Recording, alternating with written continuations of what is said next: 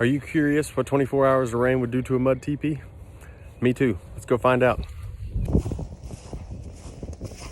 So the overall verdict, not really that bad.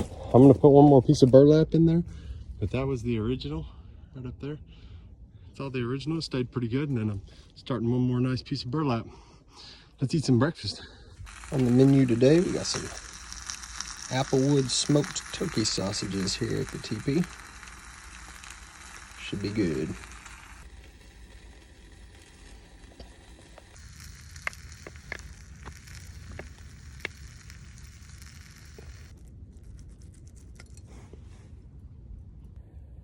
There's one big, juicy sausage.